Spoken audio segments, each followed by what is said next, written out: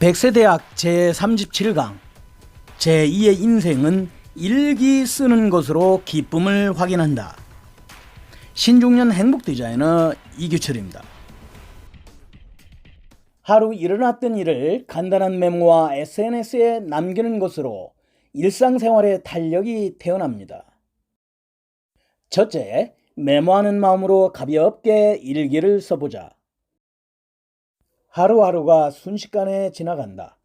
어쩐지 생활에 탄력이 없다고 느끼는 사람에게는 일기를 쓰는 것을 추천합니다. 즉, 일기 쓰는 습관을 키운다는 것이죠. 일기라고 해도 어떤 것을 별도로 꾸밀 필요는 없습니다. 하루에 일어난 일을 상세하게 작성할 필요는 없고 메모를 작성한다는 기분으로 몇 줄 정도 기록하면 좋아요. 갑자기 좋은 다이어리에 쓰려고 하면 부담이 되기 때문에 자신의 수첩이나 문구 가게에서 파는 일반 노트면 충분합니다. 둘째, 스마트폰이나 태블릿에 그날 일을 기록한다. 여가 시간에 스마트폰이나 태블릿 등으로 기록하는 것도 손쉽습니다. 카메라로 촬영한 화상과 함께 블로그에 올리는 것도 괜찮고 밴드, 페이스북 등의 정보를 공개하는 것도 좋죠. 일기를 오랫동안 쓰지 못하는 사람은 주제를 좁혀보는 것이 좋아요.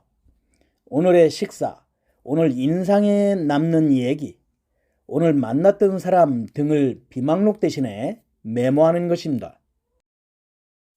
단 몇 줄이라도 일기를 쓴다고 하면 하루에 일어난 일을 되돌려보는 의식을 갖게 되죠.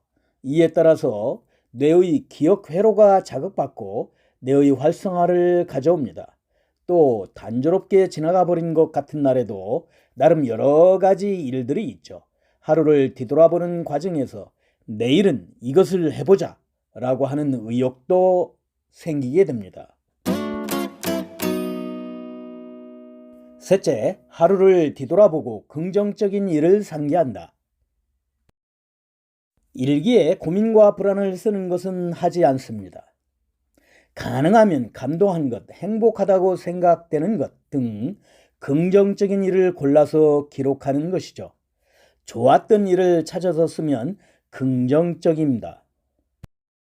첫 줄에 오늘도 좋은 하루였다고 쓰기 시작하는 것도 하나의 방법이죠. 그에 따라서 좋았던 일을 생각하게 되는 의식이 움직이게 됩니다.